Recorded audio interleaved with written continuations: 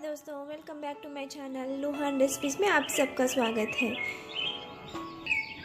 आज मैं आप लोगों को दाल का चार रसम कैसे बनाए जाते हैं इस लॉकडाउन के समय बिना तरकारी बिना वेजिस के साथ आप एक बहुत ही मज़ेदार रसम कैसे बनाते हैं वो बताऊंगी। हमारा ऑनियंस ये सब अच्छे से रोस्ट हो गए, इसमें डालूंगी ग्राइंड किया हुआ ऑनियन, गार्लिक, टमाटो पेस्ट और इसे अच्छे से भून लेते हैं 3 मिनट्स के लिए। इस मसाले को अच्छे से भून ले और मसाला हमारा अच्छा भून रहा है और इसमें मैं ऐड करेंगी थोड़ा हल्दी।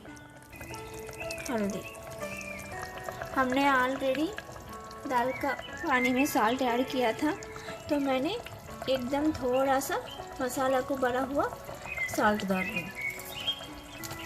हमारा इस मसाला अच्छे से भून गया। अब तो मैं इसमें ऐड करूँगी दाल का पानी।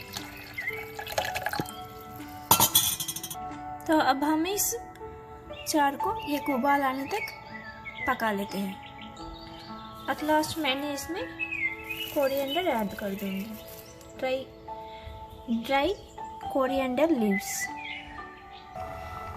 ये अच्छे से उबाल आ गया है, तो अभी इसे हम सर्व कर लेते हैं। ये रहा हमारा बिना वेजिस का दाल चाट।